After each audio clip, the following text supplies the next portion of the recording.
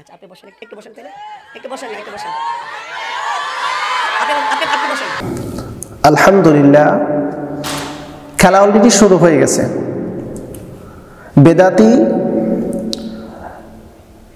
এবং শিরক প্রমোটকারী যারা নিজেদেরকে সুন্নি বলে দাবিদার, গিয়াসউদ্দিন তাহিরি, গতকালকের একটি মাহফিলে দেখলাম অলরেডি পুলিশ গিয়েছে এবং তাকে বাধা প্রদান করেছে এবং তাকে মাহফিল করতে নিষেধাজ্ঞা করতেছে। কেন করতেছে, কারণ কি? গিয়াসউদ্দিন তাহিরির মাহফিলে পুলিশ, এবং পুলিশও এসে বিনয়ের সাথে বলতেছে, দেখেন আমিও আপনার ভক্ত, বাট এখানে আপনাকে আর ওয়াজ করার কোনো সুযোগ দিতে পারতেছি না। জিজ্ঞাসাবাদ করা হচ্ছে কেন, কি জন্য? পুলিশের অফিসার তিনি বলতেছেন যে আমাকে দায়িত্ব দেওয়া হয়েছে এই মর্মে, আপনি শিরক, বেদাত, কুসংস্কার এগুলো আপনি প্রমোট করেন, এগুলো আপনি প্রচার করেন, এবং অতীতে অসংখ্য বড় বড় আলেম দ্বীন, ইসলামিক স্কলার, তাদের বিরুদ্ধে আপনি অন্যায়ভাবে জুলুম করেছেন। এটার কারণে আপনাকে মাহফিল করার সুযোগ আর দিতে পারতেছি না। এবং এই বৈষম্য বিরোধী ছাত্র আন্দোলনের সময় সে কিন্তু ছাত্রদের আন্দোলনের বিরোধিতা করেছিল। প্রিয় বন্ধুগণ, গিয়াসউদ্দিন তাহিরির এমন একটি মাহফিলের কর্মকাণ্ড দেখে জাতি অনেকটাই শুকরিয়া।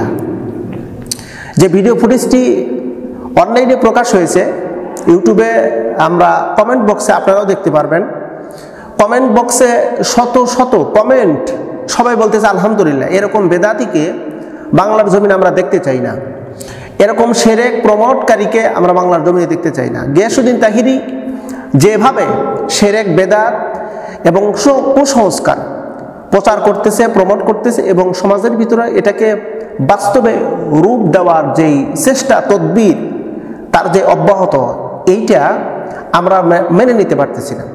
তার অসংখ্য ত্রুটি বিচ্যুতি, যেগুলো আমরা সবার জানা, আমাদের সবার জানা, সে যে পরিমাণ বেদাত, যে পরিমাণ শিরকের কাজ করেছে এবং শত শত মানুষের সামনে, মিডিয়ার সামনে, এইগুলো কখনোই আমরা মেনে নিতে পারি না। প্রিয় বন্ধুগণ, বাংলার জমিনের কোন বেদাতিদেরকে আমরা বেদাতি কোনো কর্মকাণ্ড হতে দেব না, সে যেই হোক না কেন। আল্লাহর জমিনে আল্লাহর দ্বীন বাস্তবায়ন হবে।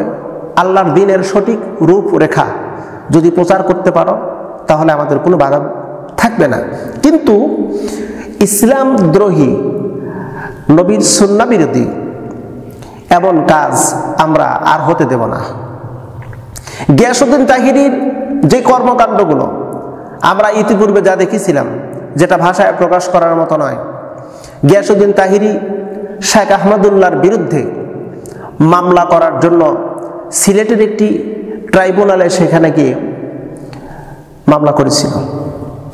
আল্লামা মামুনুল হকের বিরুদ্ধে তার অসংখ্য কথা, যেগুলো মিডিয়ায় ফাঁস হয়ে গেছে। আমির হামজার বিরুদ্ধে সে অসংখ্য মিথ্যাচার করেছে। শহীদ আল্লামা দেলোয়ার হোসেন সাঈদী রাহিমাহুল্লাহর বিরুদ্ধে অসংখ্য কথা বলেছে এই গিয়াসউদ্দিন তাহিরি, সেটাও প্রকাশ হয়ে গেছে। এমনকি একটা কোরআনের মাহফিলে সে একজন আলেমে দ্বীনকে জুতা পেটা করতেও চায়, এমনটিও আমরা তার ব্যবহার থেকে পেয়েছি।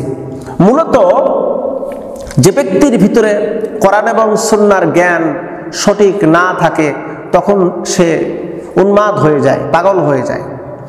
গত পরশুদিনের একটি ভিডিও দেখলাম, সে তার বক্তব্য সময় বলতেছে যে আমি মিলাদের সময় বলেছি রসুল আমার হাজির নাজির, মিলাদের সময় রসুল নাকি হাজির নাজির হয়।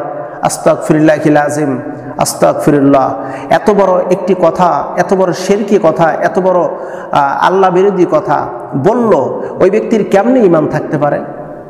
প্রশ্ন জাতির কাছে, ওর ঈমান থাকতে পারে কেমনে? যে ব্যক্তি বলে যে রসুল হাজির নাজির, আস্তাগফিরুল্লাহিল আযীম, নাউযুবিল্লাহ। রসুল হায়াতুন নবী প্রত্যেকটা নবী হায়াতের নবী, এতে কোনো সন্দেহ নাই। কিন্তু রসুল যে আসবেন, আপনি মিলাদ পড়বেন, রসুল সেখানে উপস্থিত হবেন। আর আমরা লক্ষ্য করে দেখেছি এদের বেদাতি কর্মকাণ্ডগুলো এতটাই নিকৃষ্ট। দেখেন তো, জিজ্ঞাসাবাদ করা হয়, বিশাল মিলাদুন নবী, বিশাল মিলাদের অনুষ্ঠান, অনেকগুলো চেয়ার, একটা চেয়ার ফাঁকা। এখন জিজ্ঞাসাবাদ করা হচ্ছে এই চেয়ারটা ফাঁকা কেন? ওরা বলতেছে যে এই চেয়ারে এসে দয়াল নবী এসে বসবেন, নবী মুহাম্মদ সাল্লাল্লাহু আলাইহি ওয়াসাল্লাম বসবেন, এই জন্য চেয়ার ফাঁকা। দেখেন কত বড় জাহেল, কত বড় মূর্খ। আরে মিয়া, রসুল্লাহ এসে বসবে আর বাকি চেয়ারগুলোতে তোমরা বসে আছো, একটা চেয়ার ফাঁকা। রসুল্লাহর সম্মান কতটুকু করলে! আরে তদানীন্তনকালে সাহাবায়ে কেরাম রিদওয়ানুল্লাহি তাআলা আলাইহিম আজমাইন রসুল্লাহর সামনে বসা, সামনাসামনি বসবে এমনটি সাহস তাদের আসতো না।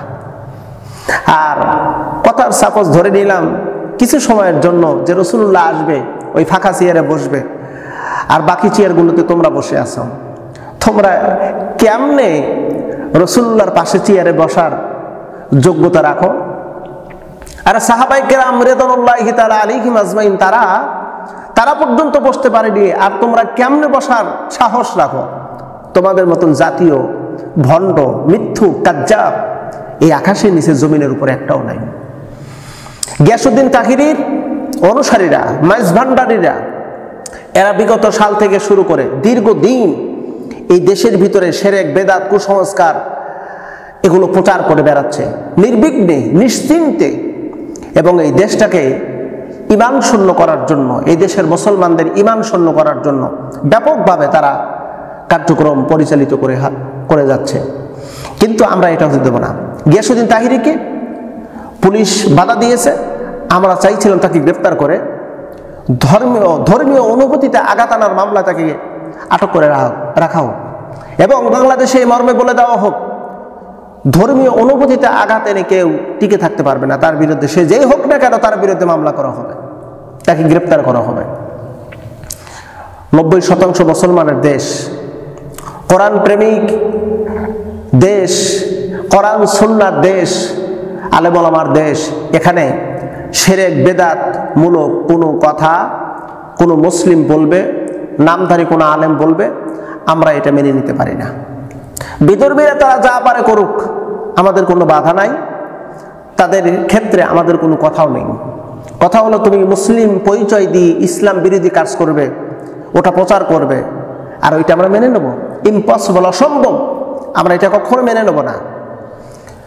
জাতি সাবধান হয়ে যাও। শিরক বেদাত প্রমোটকারীদেরকে আমরা একে একে ধরবো এবং শায়েস্তা করব। একে একে ধরবো, বাংলার জমিন থেকে শিরকের উৎখাত করে দেব, বেদাতকে উৎখাত করে দেব। আমরা এই জমিনে শান্তি কায়েম চাই, কোরআনের স্টেট কায়েম চাই, একামতে দ্বীন প্রতিষ্ঠিত হোক, এটা হলো আমাদের সবার চাওয়া। আল্লাহ কবুল করুক, আমিন।